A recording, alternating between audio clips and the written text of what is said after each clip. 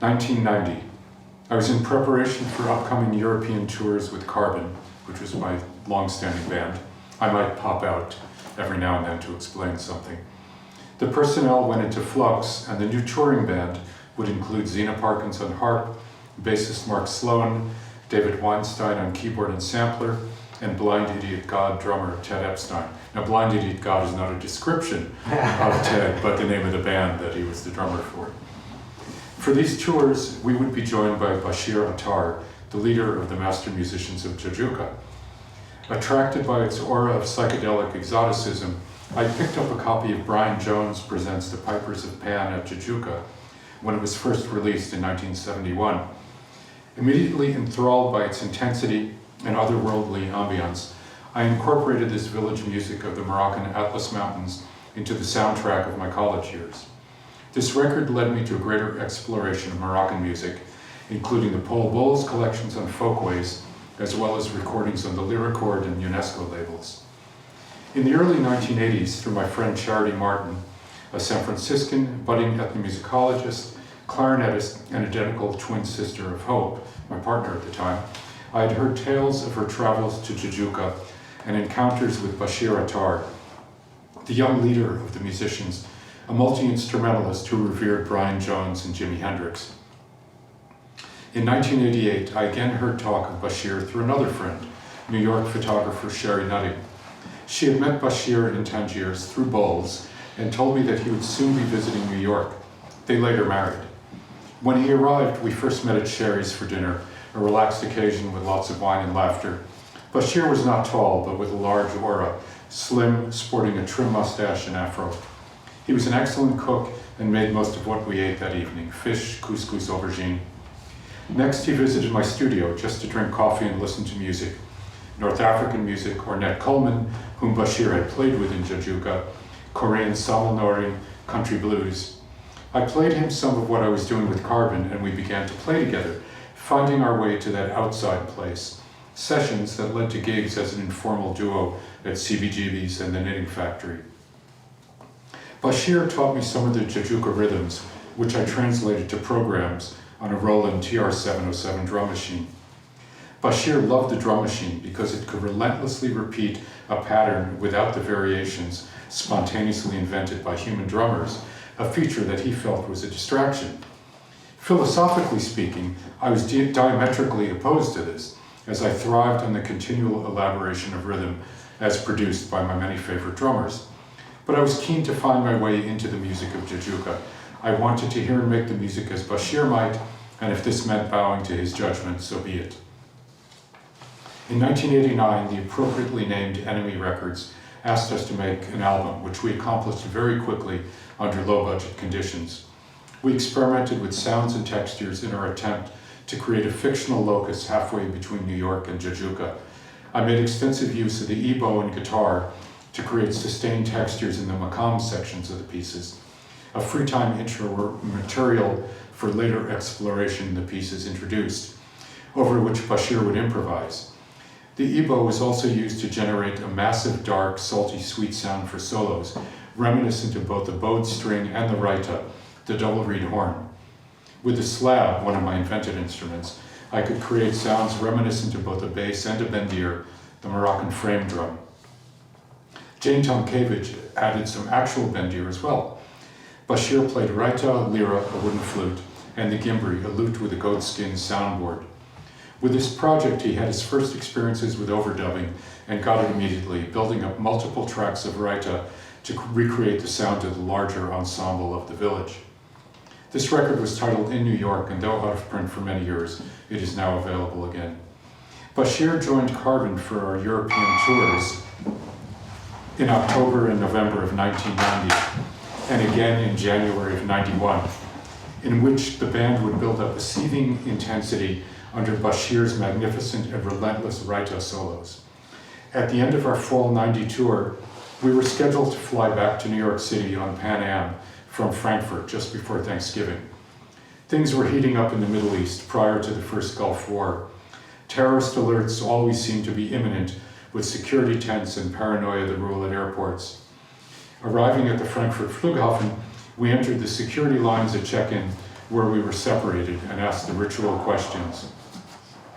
It was necessary for me to supply Bashir's interrogator with our tour itineraries, posters, newspaper previews and reviews, hotel and travel receipts, and all other related documents. As he carefully perused our materials, we waited for nearly 30 minutes with no results. Our group was taking up all 4 of the security stations, and behind us an impatient crowd was rumbling as the flight would be departing in less than 1 hour, and everyone was determined to be on it. Frustrated at the inaction and getting anxious, I beckoned over 2 stern-looking security officers who seemed to be supervisors. I asked what the problem was. After they consulted, I was told that since Bashir was an Arab, he couldn't be cleared for the flight, and therefore none of us could fly. I pointed out that he was not an Arab, but Maghrebi, and had a Moroccan passport. Morocco was considered a friendly nation, no go. I then added that Bashir was a USA resident with a green card and married to an American citizen whom I had known for years, no go. Dumbfounded, I asked if we were all expected to spend the rest of our lives in the Frankfurt airport. Shrug. I then stated that Bashir was an internationally renowned musician who had played with the Rolling Stones, and before I could finish, the security guards looked at each other and said, "The Rolling Stones? Okay, you can fly." The power of fame.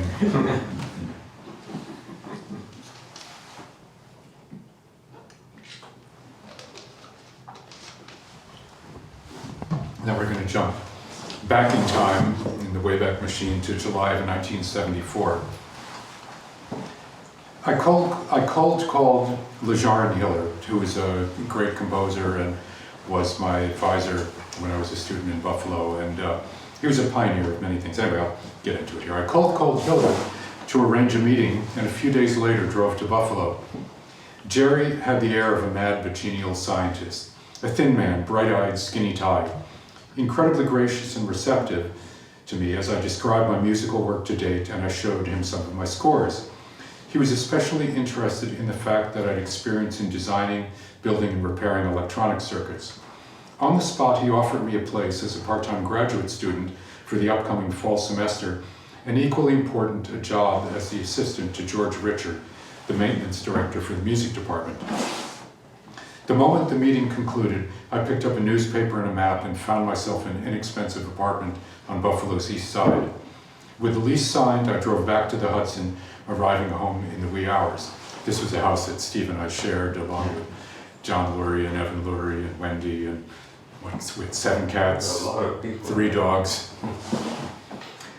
I drove back to the Hudson, arriving home in the wee hours. Being more used to rural than urban geography, little did I realize that a 1-mile radius from the university might encompass strange and hostile territory. When I moved into my new apartment a month later, an afternoon walk in the neighborhood revealed the White Power bookstore, just around the corner on Bailey Avenue, complete with swastika-adorned thugs lounging on the porch, yelling "Death to Jews" as I walked by. I flipped them a peace sign with one hand and the bird with the other. Besides providing me with small income and tuition-free admission to my 2 classes at the university, composition with Jerry Hiller and computer music with John Myhill, my job and its set of keys allowed me 24-hour access to the electronic music studio. George Richard was a fantastic boss who let me know that as long as I fulfilled my responsibilities within certain very open windows, I could spend as much time in the studio as I wished.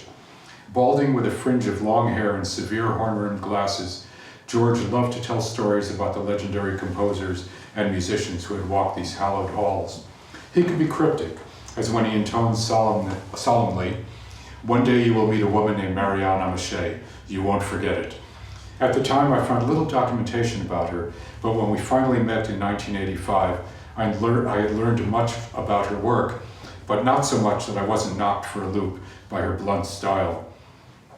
I'll pop out here for a second. I was curating a sound art exhibition at PS1 Art Center in the year 2000, and one of the galleries had a fixed speaker installation and a large futon that 50 people could lie on at once.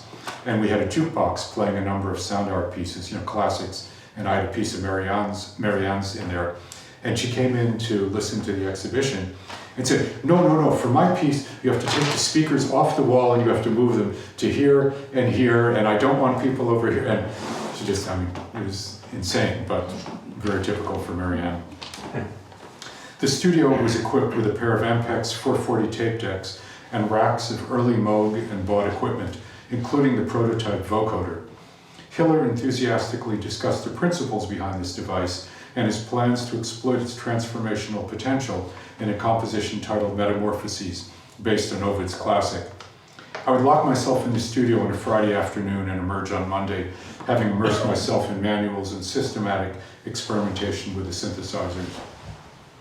I learned to take apart and rebuild the Ampex and Revox decks and keep them aligned, to do the necessary routine maintenance on the synth modules and mixing desk, and to build up my own repertoire of patches and sonic techniques.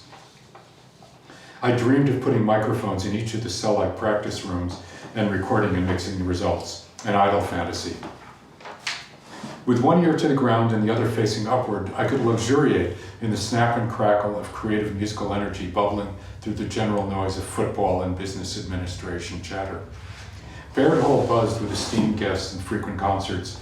I would also attend lectures and screenings in the film department by such notable faculty as Paul Sharits, Hollis Frampton, Stena and Woody Vasulka, and Tony Conrad, whom I met bagging raisins together at the local food co-op. There was a system of colleges with the university that included Women's Studies, American Studies, and Tolstoy College, all hotbeds of provocative ideas that extended well beyond the campus. I connected with various other aspiring composers, players, and musical thinkers, including Bobby Previtt, Mark Stephen Brooks, Greg Ketchum, and Charlie Kaufman. We had endless, not Charlie Kaufman, the film writer, but another one. We had endless discussions, sessions of improvisation, and experiments with graphic scores, game pieces, and philosophical approaches to composition. In my weekly meetings with Jerry, I came to appreciate the breadth of his music and accomplishments, evidence of a boundless curiosity, not to mention a great sense of mischief. He told me that as a child, he liked to place pennies on the railroad tracks near his house to see if they would derail the train. In 3 rituals for 2 percussion projections and lights, disco balls and strobe lights illuminated a stage encrusted with percussion instruments. The second movement was the orchestrated demolition of the setup of the first movement, including some very noisy accidents, and the build of the second. In contrast, his 5th and 6th string quartets, austere and beautiful, each presented unique sound worlds, one in microtones, the other in overtones. His ensemble works algorithms encouraged a view of composition in which the musical piece might be considered an operating system, a piece of software rather than a fixed sequence of pitches and time, an idea that for me resonated deeply. Because of my commitment to improvisation, I would often discuss scoring with Jerry, why it was necessary and how I might best approach it. In academic circles, there was generally a deep suspicion of improvisation, as if it were somehow cheating. Hiller felt no such thing and believed that whatever was necessary to manifest the music was the proper score, even if that meant no score at all. We compared the positive and negative qualities of algorithms and instruction sets, graphics, game pieces, timelines, even conventional notation, which at times might be the best solution. Jerry favored clarity of intent and execution. As I was developing the score to Attic Brothers' Life Cycle, he offered astute suggestions, always in the form of questions. Very Talmudic, actually. Why do you have this particular rhythm? Do you hear it, or is it a construction? Why is there a conductor? Thinking back upon my meetings with Hiller, I continue to find material for inspiration and reflection, as well as matters I wished I had the presence of mind to raise with him at the time. The Ostrova Music Days Festival in 2009 gave me the opportunity to hear intense performances of a number of Jerry's compositions by Joseph Kubera and Conrad Harris. With the objectivity of decades past, I found that the writing remained unique and free of cliché, angular and passionate. As part of my employment, I would set up sound reinforcement and playback for the concerts produced by the Center for Creative and Performing Arts, founded by Jerry Hiller and Renee Levine. Through the center, I first met and worked with Julius Eastman, Richard Teitelbaum, Francis Marie Witty, Joe Cabrera, Peter Kotek, Joël Leandre, Eberhard Bloom, Donald Knack, Ralph Jones, Ivar Nikoshoff, Benjamin Hudson, the Grateful Dead's Tom Constantin, and many others, an incredible panorama of incandescent talent. Professor of percussion Jan Williams was an integral part of the center and a positive presence in the department, constantly performing and organizing events and encouraging the young composers. Most of my work was as a technician or as an engineer, but on occasion also as a musician. Julius Eastman asked me to play soprano saxophone for his piece Masculine in a group he was putting together with bassist Sabo Adeola. Julius was impish and often smiling, but absolutely exacting and dead serious about his music and how it had to be performed. We had 2 rehearsals, but it was extremely difficult for us to transform the skeletal score into what he was hearing, which was clear to the composer, but not necessarily to the players.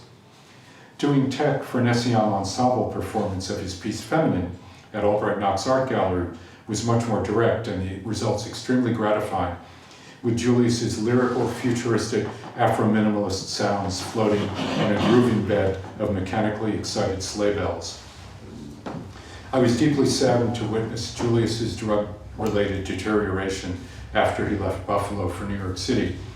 My apartment in the city was adjacent to Tompkins Square Park, and in the mid to late 1980s, I would often run into him when homeless. He was crashing there in the park.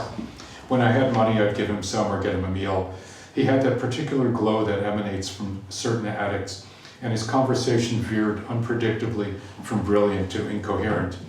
In those last days, he was still smiling and optimistic, but there was no hiding from the inevitable tragedy. The Composers Forum was a slightly formal seminar within the music department, meeting on Friday afternoons and planning a concert for each semester. Morton Feldman held court.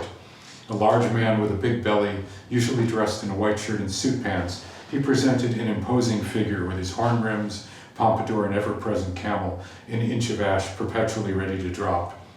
He was very much a prima donna. When he was the center of attention, he would relax and be generous with his thoughts and digressions, waxing philosophical, reminiscing about the good old days of avant-garde music in the 1950s, issuing pronouncements about what should and should not be done in the composition of music, and intimidating the generally fearful and insecure students, except those anointed by him to carry the torch via pale imitation of his own work, and who thereby felt entitled to pass judgment on everyone else.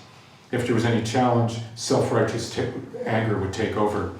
I recall one contentious concert planning session in which one of the anointed declared himself to be an aristocrat and therefore not subject to the considerations that applied to the other composers. Feldman acquiesced with his silence. A rare exception among Feldman's students in the forum was composer and pianist Niels Vigeland, whose luminous and well-balanced music and genial presence transmitted clarity and a personal approach outside of any agenda.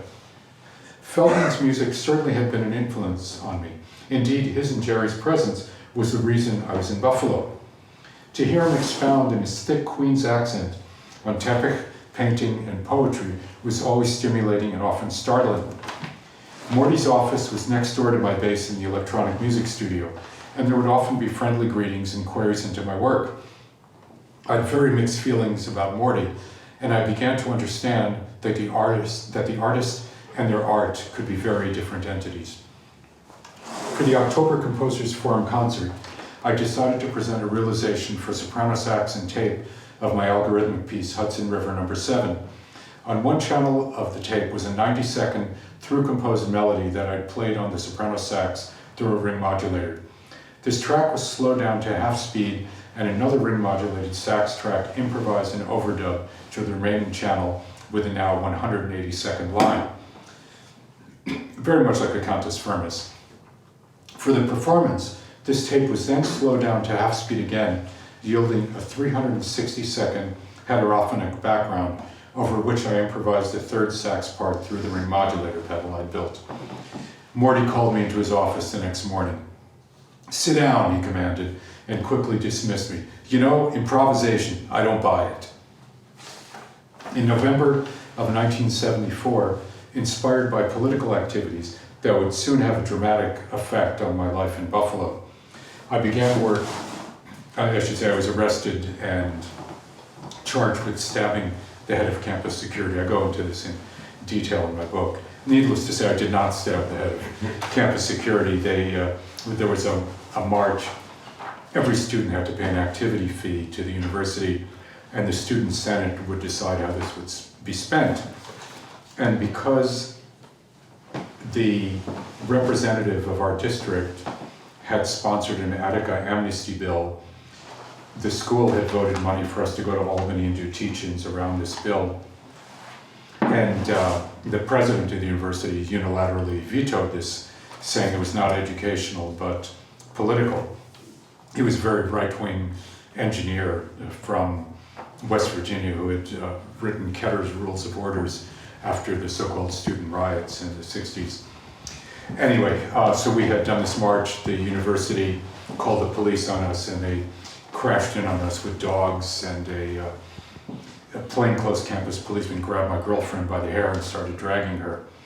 Being a gentleman, I intervened, and so I was dragged into the president's office, where I was beaten with telephone books and handcuffed and my wrists were bleeding. And anyway, it was not an enjoyable day, and began to question whether I should have gotten out of bed that morning. So anyway, but that's later.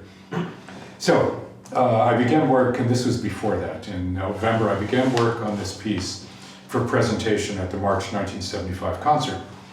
Composed for violin, cello, double bass, and electric bass, orchestral percussionist Donald Knack, Bobby Previn on rock drum kit, a conga drummer, and my own electric guitar, the piece was structured in two parts over a continuous pulse played by the conga.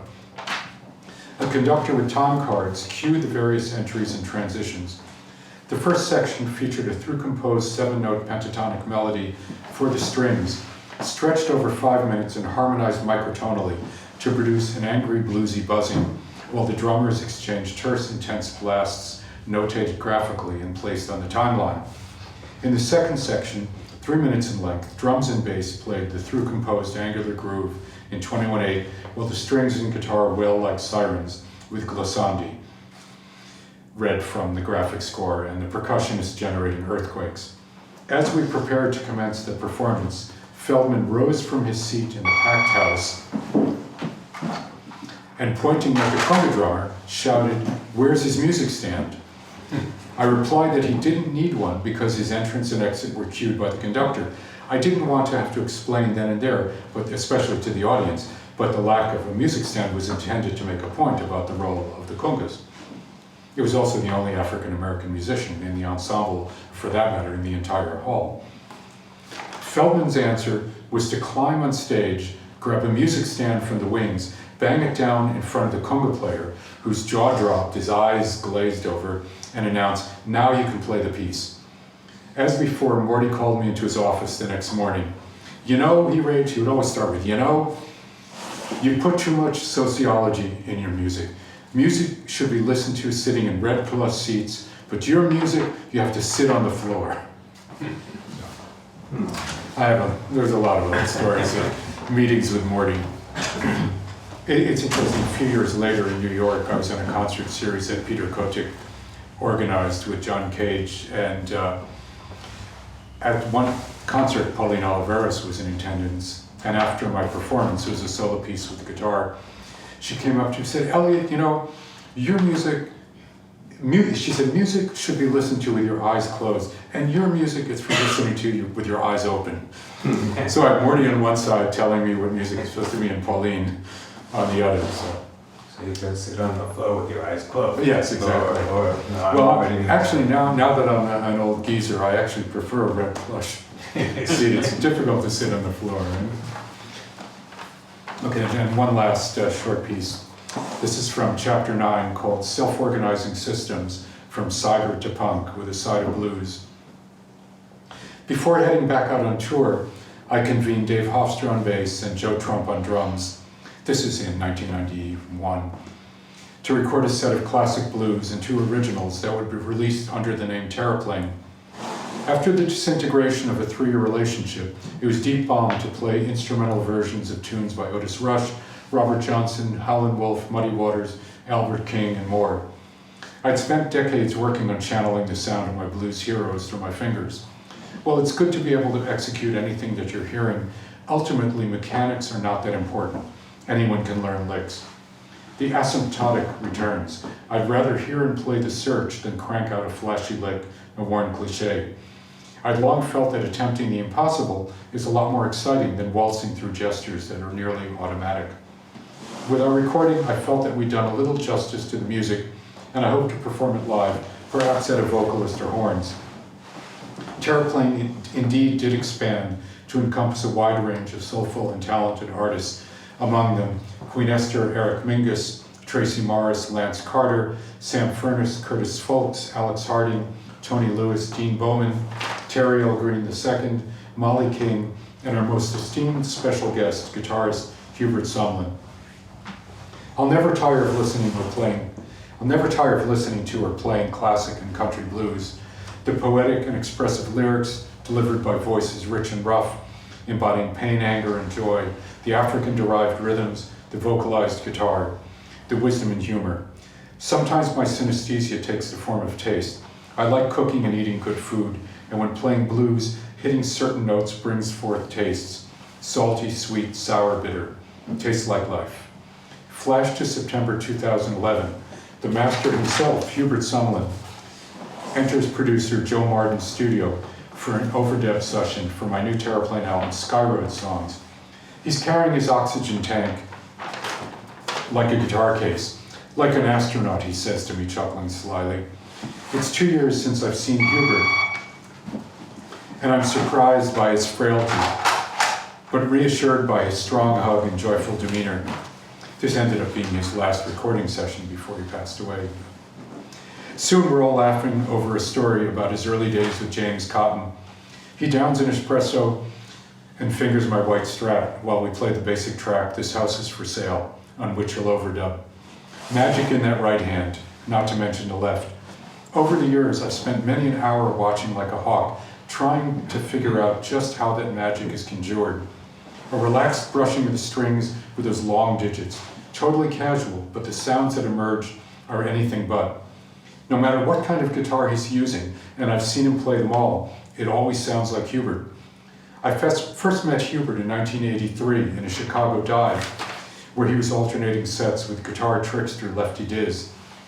The regulars were none too happy that the pool table had to be moved to accommodate the music. Hubert played salty and sweet, fire and ice. We spoke a bit about guitars, but I didn't want to bug him on his break.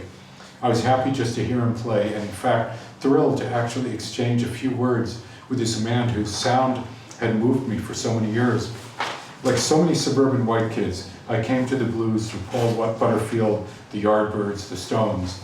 But once I heard the source, the real thing, I was hooked and had to dig in deeper. Howlin' Wolf's music always grabbed me, the feral gravel of that voice and the perfect foil, Hubert's acerbic guitar. On first hearing Going Down Slow, I was floored by the strange and vocal quality of the guitar leads, the aggressive angularity and the brilliance of the lines. There were no credits on those albums, and it took me till 1970 to find out this guitarist's name. Shake for Me, Killing Floor, 300 Pounds of Joy, Wang Dang Doodle, all prime examples of Hubert's genius. He gave each song a clear identity through a few terse licks filled with emotion, wit, and a cubist take on melody. Through vocalist Queen Esther, Terraplane was booked to back up Hubert at New York City's Knitting Factory in 1994. I was nervous. Could I have ever imagined standing on stage, trading licks with one of my all-time heroes? In the dressing room, Hubert was all smiles, calling us my guys. We played some blues chestnuts and a couple of Hubert songs. The gig was a gas for all and led to my producing some sessions of Hubert's, both live and in the studio. Before a solo gig of his in a West Village club in 1996, I've interviewed him at a nearby pizzeria and we spoke about many things. After the show, we had an encounter with the club's owner, so typical of the music business. We had planned to record both nights of Hubert's run using the house DAT deck. The deal, this is an ancient format from the last century. We had planned to record both nights of Hubert's run using the house DAT deck. The deal was that I would take the DAT tapes and give the owner identical one-to-one digital copies for his archives. The first night found Hubert in great form, playing some beautifully lyrical and insanely wild guitar and singing both his songs and the classics. I took the tape and ran off the one-to-one copy in my studio before returning to the club for the next evening's show. After Hubert's set, I brought the club owner the copy of day one and asked for the new DAT to copy. "No," he shot back, "this one is for me." I called over Hubert's manager, Red, and explained the situation. Soon Red and the owner were shouting at each other, while Hubert and I stood back, exchanging grins and eye rolls. Finally, Red pulled out his trump card. To Elon, the club owner, he said, "I'm Jewish too, Elon, so God will punish you if you fuck with me." End of fight, and the owner handed me the tape.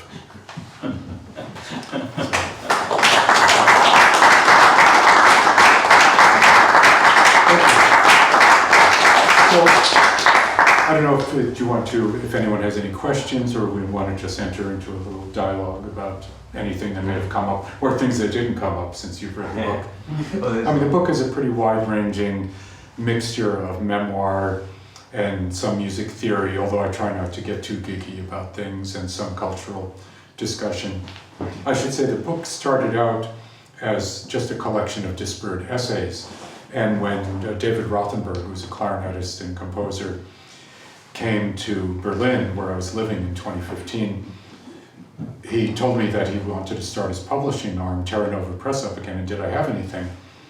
And he read the text that I'd written, which was originally going to be published by John Palmer, an English musicologist and composer who lives in Stuttgart and has a small press called Vision Editions.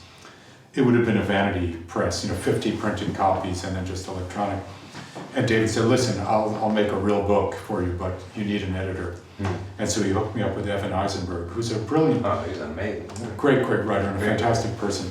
His book, the Recording Angel from 1987, the name is a reference to the Deutsche Grammophon logo, and it's a meditation on recording. It was really just when CDs were starting to become prevalent. So he really covers just the whole nature of how and why we listen to records and the different concerts. So Evan had a lot of wonderful ideas for me about how to create a narrative flow for the book. And the memoir ended up being like a chronological memoir, ended up being the best structure. And as you may have discerned from my writing, I do tend to digress. So though it is overall linear narrative, there's a lot of popping out in time, very Vonnegut-like, how do you put it? I become unstuck in time. Yeah. I think that book exists in Italian now too, right? It is, yeah. It exists. It's really good. It's one of the best books about the relationship between technology and music. Yeah, and his recent books too are also great. I mean, Evan's a brilliant guy and very funny. Oh, that's cool to read. But this whole portrait of a moment in Buffalo, which is so full of detail. Back in those days, were you already keeping diaries? Not really. I mean, I have a very good memory. I'll say. It's a problem sometimes, of course, when you're tortured by that. No, because it really offers a picture of a historical moment in time in one place that was, however, happening in other places, a similar thing.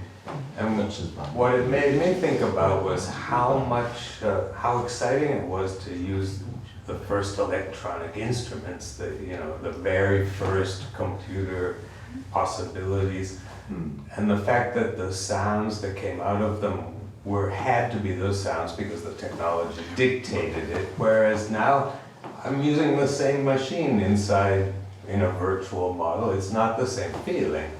Well, when I was studying computer music with John Myhill, the language was up to Music 4.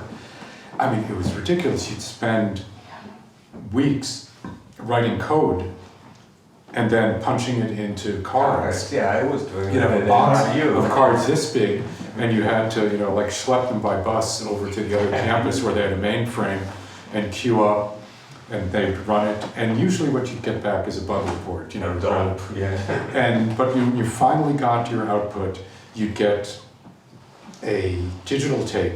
There were 2 digital to analog converters in New York State at the time, and one of them was in the chemistry department. So you'd bring your digital tape to the chemistry department and queue up and come back the next day, and you'd get a little analog tape on a 3-inch reel, bring it to the music bar, and you'd get something that sounded like a click or a buzz. Okay. All those cards. And, you know, and I frankly, I was not very patient in those days. You know, I said, just give me an electric guitar and a fuzz box, and I can make much more sound and a much wider range of sound in real time.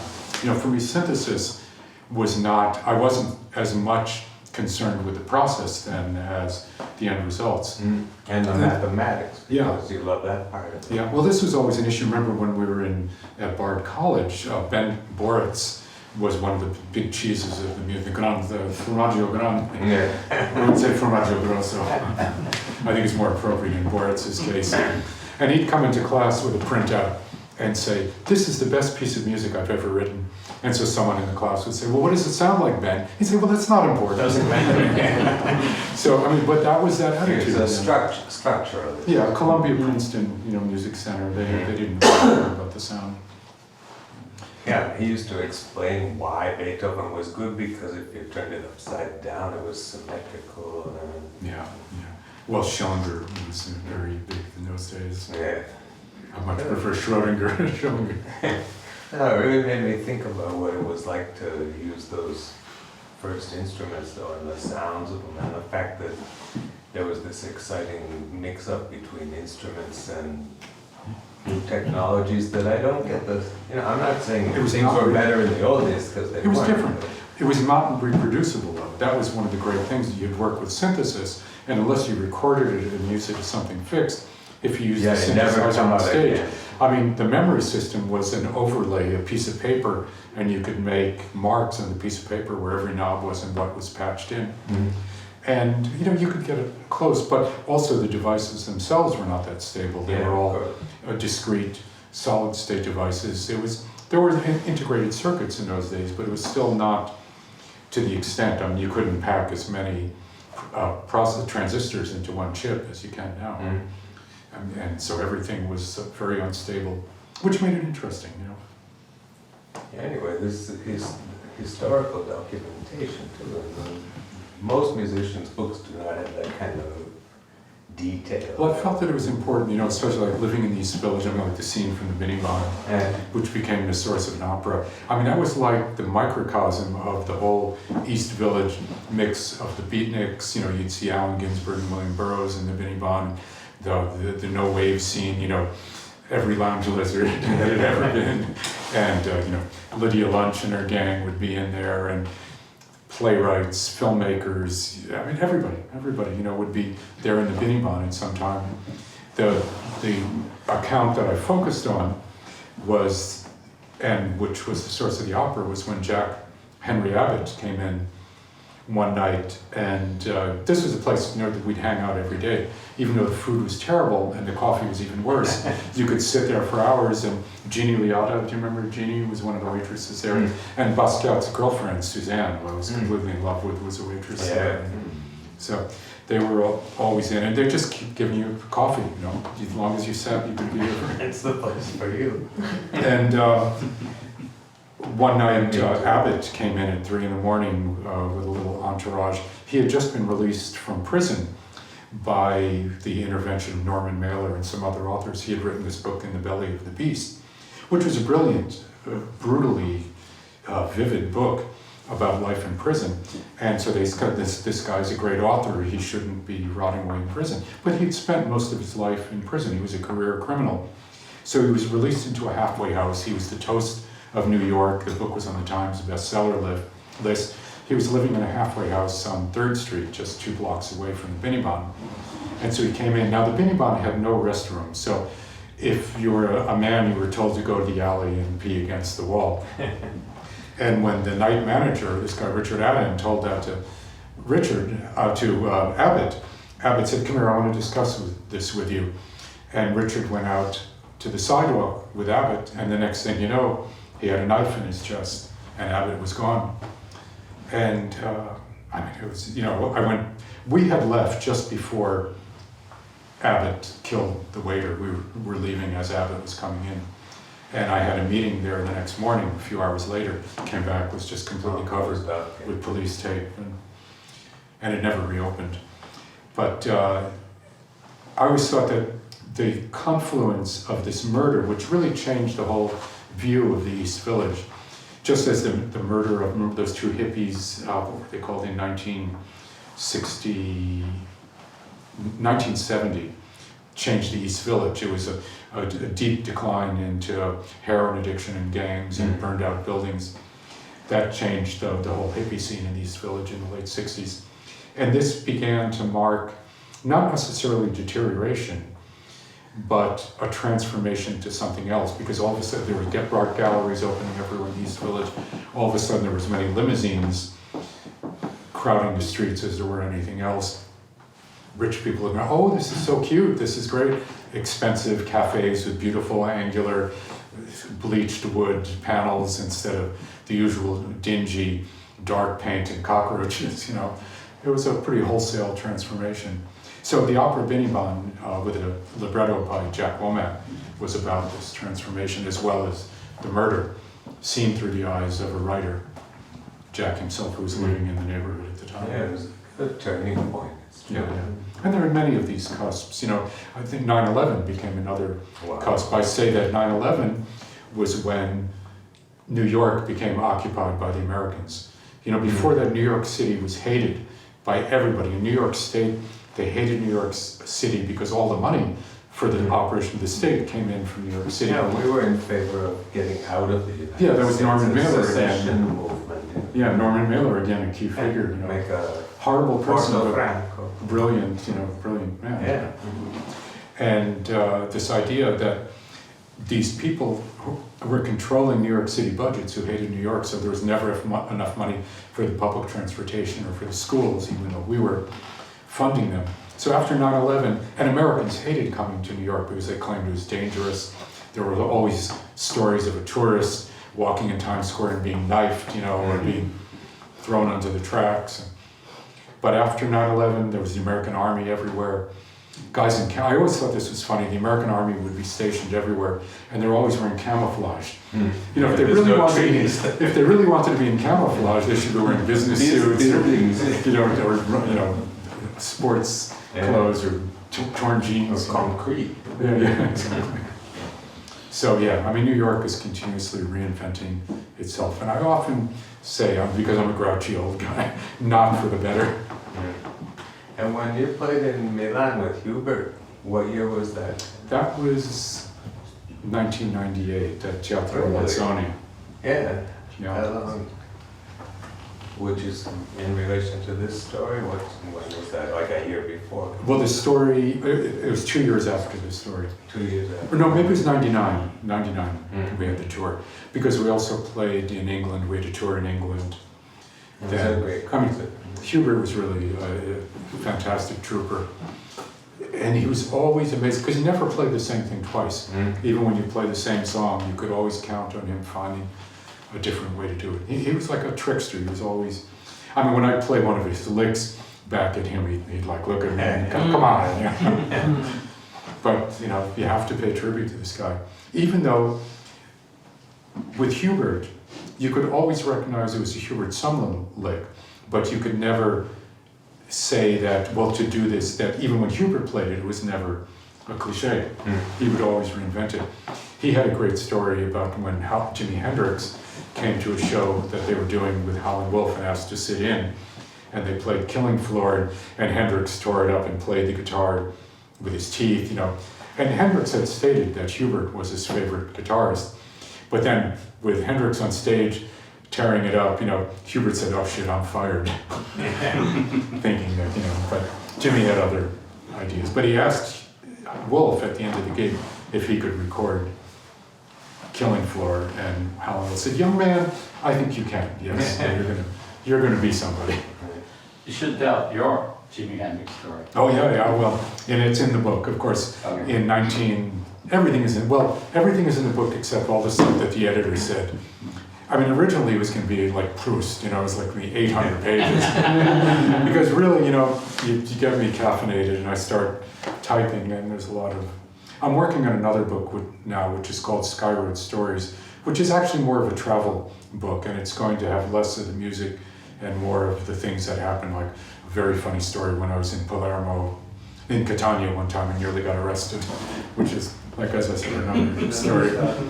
But I would often go down to the city to hitchhike, when my parents think I was going to school or whatever. I'd go down and go to record stores and go to the music stores, wander around the village. And one time I went into Manny's on it was like a Tuesday morning, as I recall. And I was... Manny's is the biggest... It was the biggest music store. Now it's gone, In fact, there was 48th Street, it's called Music Row, a lot of different music stores, and they each had their specialties. And it was really a great ritual to go there, because you would always run into people that and meet musicians. A lot of bands were formed just by hanging out there. So I'm sitting, and I really didn't know much about playing guitar. I'd been playing guitar for about 1 year. I knew just a couple of chords, but I was experimenting with sound. I had read Henry Cowell's book, New Musical Resources, and some Cage, because in that summer of 1968, I had a National Science Foundation grant to be a junior assistant scientist at Carnegie Mellon University. And I did my job in the lab, but I spent a lot of time building fuzz boxes and experimenting with tape decks. And I got a midnight to 4 a.m. slot on a radio station as a DJ. 1968 was a great time to be a DJ. There was incredible music coming out everywhere. The Nonsuch Explorer series of non-Western music, the Deutsche Grammophon avant-garde series, Music of Our Time from Columbia Records, ESP discs, just so much great stuff, Impulse Records, everything on Impulse. So that was such a transformative experience for me, and I just became immersed in sound, and that I realized that I didn't really want to become a scientist, especially because scientists at that time were spending most of their time figuring out how to get money. And at that time, it was the height of the Vietnam War, and most of the money came from the Defense Department. So I came back to finish high school, and I said, this is not for me. So summer of 1969, I went into the city and was playing the 3 chords I knew on guitar, the chords to Gloria, Gloria, and on the cheapest Gibson guitar that there was. It was something I could almost imagine being able to afford. And then I see in front of me gold boots and turquoise pants, and I look up and there's Jimi Hendrix smiling down at me. Wow. And so I put the guitar down, immediately I smiled, I said, hi. And he looked down and smiled and said, hi. And so that was it, he went over and he was trying out fuzz boxes. And I just sat there at his feet for like 45 minutes watching him just make sounds and try stuff. Well, the rest of the guys in the store, they're just sitting around drinking their deli coffee like they've seen it all. And they probably had, because he was a regular there, but it was incredible. I felt it was like I got a little benediction from him. Go, make some noise. Anybody else got a question? Any question? But in what actually the first time you traveled to Europe? Yeah, but that was the first time, not especially exactly to Europe, but I'll say it was to England. And I know now whether the question is Europe or not. Open to discussion. Back then it was not. It's a couple of months.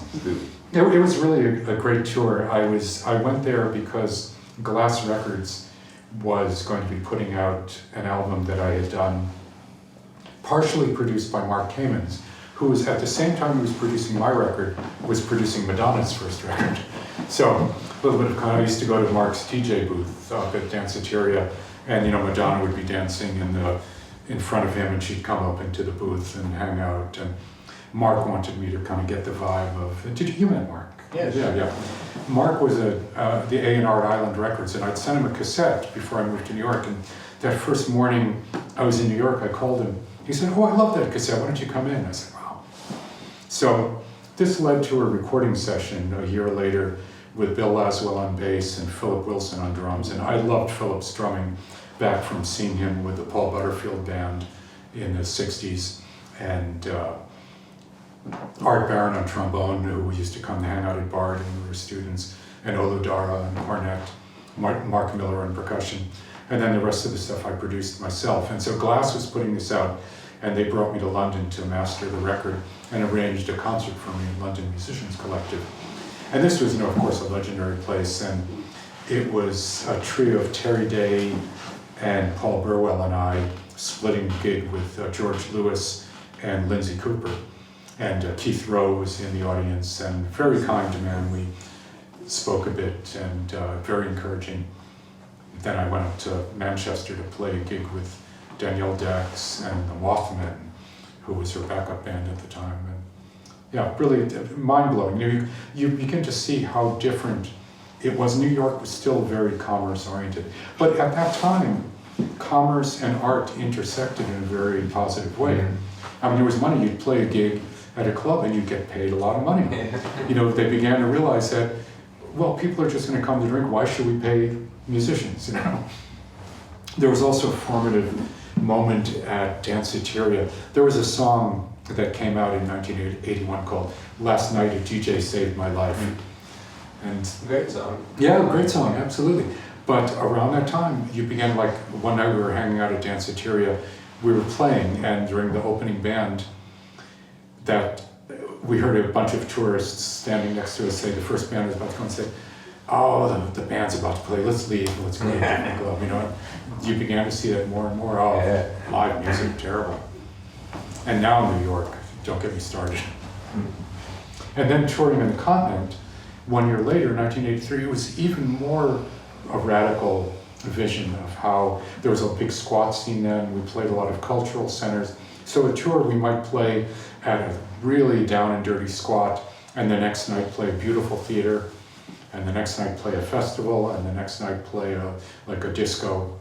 And so you really saw how the openness to the music, people wanted to have their mind blown by music. They wanted to hear something that they had never heard before. And I felt that when I first came to New York, like going to Mud Club, 20-minute sets, everything was really short. You had to hit and get off the stage.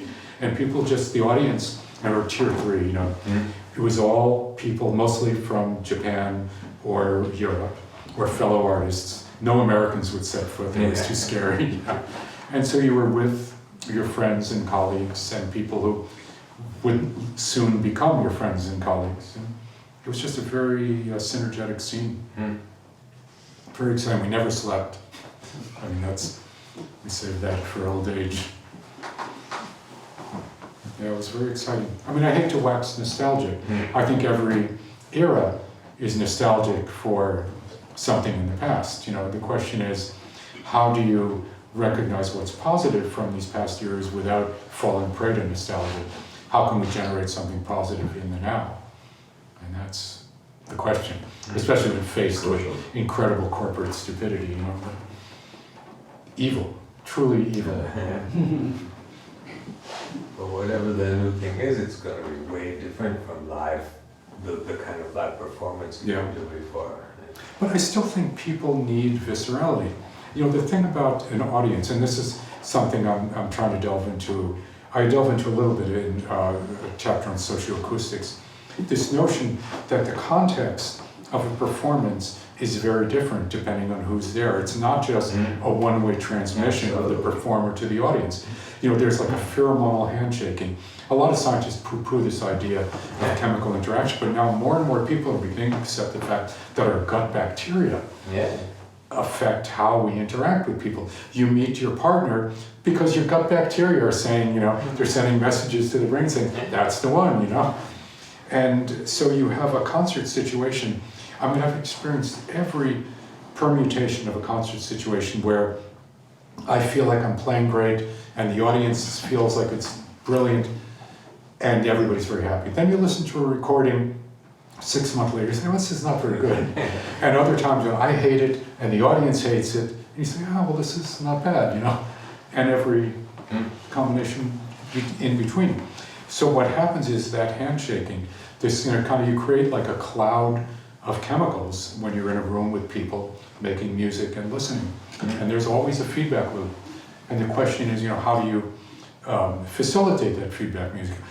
Feedback loop, obviously alcohol is one of the ways, chemical neurotransmitter. Smoking used to be kind of good too. Yeah. I mean, it was part of the atmosphere. Yeah, right? absolutely. You know, any way you can gather and lubricate the proceedings is important. And so as people now just want to make music online, you know, it's missing that chemistry, you know. I mean, it's fun, it's a different medium, you can still do great things with it, but it's different. I see even just how my own kids that were 14, it's such an alien approach to music, how they think of music and how they, you know, what they differentiate between recorded music and a performance, what they will like when seen live as opposed to what they're willing to listen to for their own pleasure. But do you make your concerts shorter now than they were in the past? No, actually sometimes I make them longer. Because people want, you know, I feel like sometimes people want it. I noticed that too. Yeah. Because there's something that happens, live music, because of the distancing that happened with the web and downloading. It takes some time to get them back in. Now when you have a concert, people are excited by the idea. I mean, I've had students come to me and say, you know, I never heard a live string quartet before. And I had no idea that's what it actually sounds like. Yeah. They hear a recording, you know, made from, you know, like 30 meters away in a church, and they think that's what strings sound like. But, you know, no, it's very different, you know. Yeah. Maestro, I have a question for you. It's a very pleasure to meet with you. There are some pieces from you that I really love, and they are the string quartets of the 80s. Can you tell me something about them, the compositional strategies? Sure. Well, each of them represented a different strategy. So Tessellation Row, which was my first string quartet, I had been working a lot with Fibonacci number tunings on the guitar to create a just intonation system. And and David Soldier was starting the Soldier String Quartet and asked me for a piece. I said, well, I'm going to try and create an orchestration of this piece that I'd been playing on guitar. And so it was a question of how to translate it to a notation system. And what I ended up doing was creating a tablature system, a grid with each box. I had the string quartet in scordatura in open tunings so that everything was played either with an open string or a harmonic of the open string, so that there would always be this just intonation. And there were loops of different lengths defined, and a question of moving the strings, moving the finger on the string, always just touching the string lightly, towards the bridge or against the bridge, and then the rhythm of the right hand, and then whether it would be an open string, a mix of open strings and harmonics, or just harmonics. And then it was a question of just laying out the structure for the musicians. And it was a very self-similar structure. I'd been influenced by fractal ideas, so each of the small cells was echoed in larger cells. So the overall structure echoed the microstructure. And the piece was exactly the same length every time it was played, and you could say that it was exactly the same, except the internal detail of it was completely different every time it was played. So that was one of the pieces. Another one was digital. I'd also been experimenting with tapping, a lot two-hand polyrhythmic tapping on the fretboard of the guitar with preparations to completely destroy any pitch relationships. So, well, I'm going to have the string quartet do this. And we experimented with spring steel, and they had to use a pickup because the sounds didn't really sing with just the acoustic string quartet. It was too quiet. But then when plugged in to the mixing desk and compressed, it revealed this incredible multi-phonic sound like a giant mbira. And let's see, what were some of the other early quartets and an operating system? Well, the diurnal, not diurnal. Digital. That was digital, the one with the... Diurnal was a melody, kind of a 12-tone melody, but that was run frontwards and backwards, very much like a serial technique, but it also had sections where the musicians could pop out from it and expand sections to do an extrapolation of what the written material was. Mm-hmm. So it always had some basis in the written material, but not really free improvisation. Ring toss, was a set of loops, a different tuning that the musicians played, interpolating their loops with each other, and it ended up sounding very African actually. Thank you. Yeah. Who were the executors? Which quartet? That was Soldier String Quartet, Nice. David Soldier. And then they later split into, some of the players went to Serious String Quartet and some to Soldier Quartet, although the viola player, Ron Lawrence, worked in both quartets. There were not so many adventurous String viola. yeah. In that time, there was them and Kronos. Kronos also played digital and they did a terrible job of it, I have to say. Execution. Kronos. Kronos was the terrible execution. No, they were very good. Ah. But my piece, digital, they performed and recorded, and they did not do a good job on it. I wasn't so happy with what they did.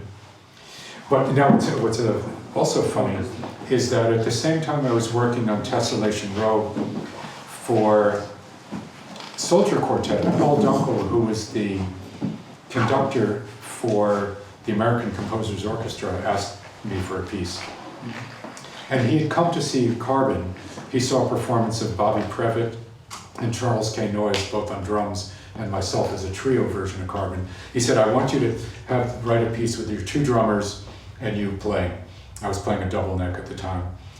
And I said, well, Paul, that's really loud. He said, well, you can make it work. And then I explained what I was doing with the just intonation for the string quartet.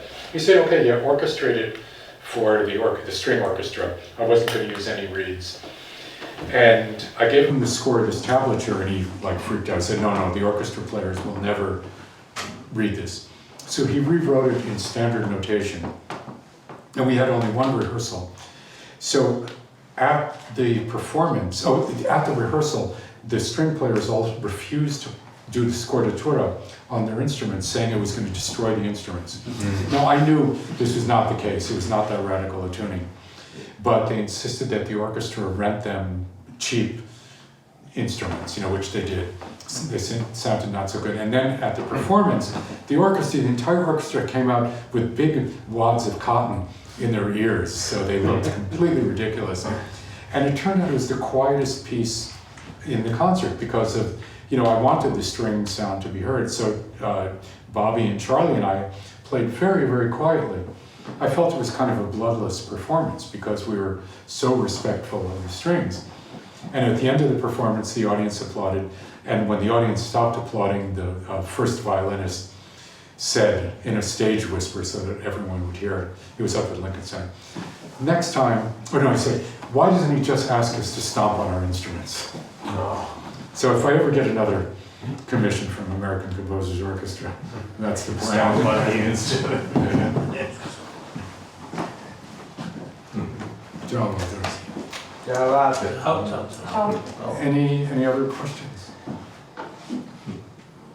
Oh, well, thank you so much for letting me. Thanks very much.